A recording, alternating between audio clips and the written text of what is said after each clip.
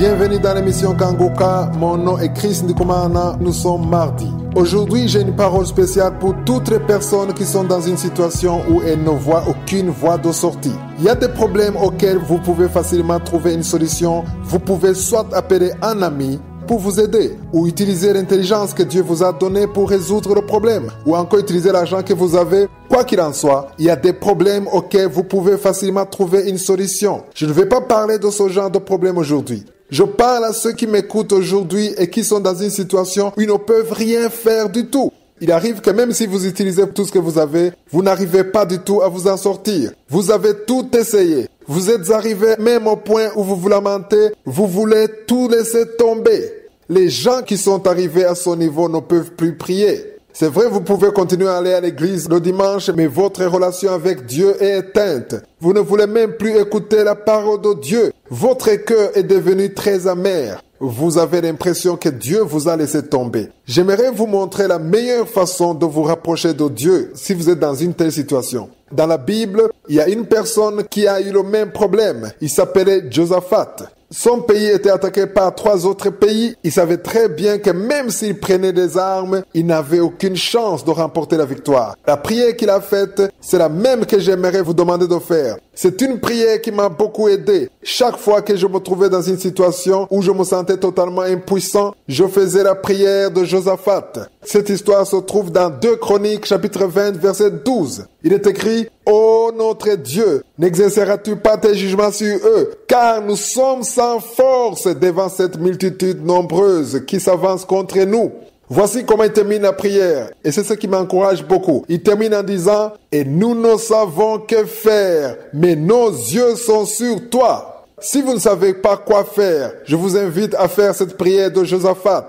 Vous avez tout fait pour avoir un travail, rien ne marche. Vous avez peut-être beaucoup de dettes et vous ne voyez aucune issue puisque vous ne pouvez pas tout payer. Vous avez tout fait pour que votre enfant change. Faites cette prière et terminez-la comme Josaphat. Dites à Dieu que vos yeux sont sur lui. L'Éternel, le Dieu d'Abraham, d'Isaac et de Jacob, le Dieu Tout-Puissant, je suis. Dites-lui que vos yeux sont sur lui parce que vous ne pouvez plus rien faire. Josaphat a dit: « Car nous sommes sans force devant cette multitude nombreuse qui s'avance contre nous et nous ne savons que faire, mais nos yeux sont sur toi. » Peut-être vous êtes dans une situation compliquée. Votre mariage est devenu amer. Votre travail vous cause des problèmes. Puisque vous ne pouvez rien faire pour changer la situation, dites à Dieu que vos yeux sont sur lui. Détachez vos yeux de cette situation. Détachez vos yeux de ce qui ne marche pas et gardez-les sur je suis, le seul qui est capable de changer complètement votre vie et de tracer pour vous le chemin. Lorsque vous aurez changé votre façon de voir les choses, lorsque vous aurez changé votre attitude, lorsque vous aurez appris à détacher vos yeux de vos problèmes et à les garder sur Dieu, il se manifestera et tracera pour vous le chemin.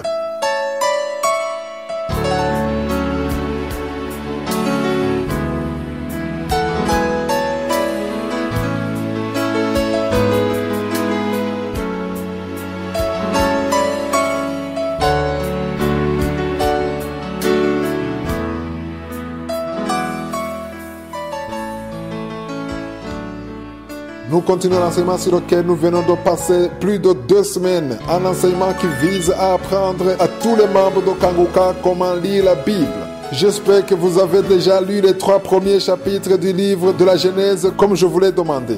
Hier, je vous ai dit que Satan a toujours sa propre version qu'il essaie de nous donner. Ses pensées sont différentes des pensées de Dieu. Si Dieu vous interdit de voler, Satan vous montre l'avantage qu'il y a à prendre les choses d'autrui. C'est ce qu'il a fait pour Adam et Ève. Les versets 4 et 5 de Genèse 3 disent: « Alors le serpent dit à la femme, vous ne mourrez point, mais Dieu sait que le jour où vous en mangerez, vos yeux s'ouvriront et vous serez comme des dieux, connaissant le bien et le mal. » Ces mots ont poussé Adam et Ève à commettre le péché parce qu'ils ont vu son avantage. J'aimerais vous dire que la version que le diable vous donne, c'est celle-là qui vous pousse à pécher. Il vous montre l'avantage qu'il y a à commettre le péché. Il vous montre toutes sortes d'avantages liés à cet acte. Il vous montre le plaisir que vous aurez lorsque vous commettrez l'adultère. Vous voudrez alors le faire à cause des pensées qu'il vous aura mises dans votre esprit. La leçon à tirer, c'est que nous devons toujours faire confiance à Dieu et suivre ce qu'il dit dans sa parole. S'il nous a interdit de faire ceci ou cela, c'est parce que ce n'est pas bien pour nous de le faire. Ne commencez plus à chercher des excuses ou à tordre la parole de Dieu. Si Dieu a dit quelque chose et que vous connaissez la vérité, vous devez juste demander à l'Esprit Saint de vous permettre de vivre selon sa parole.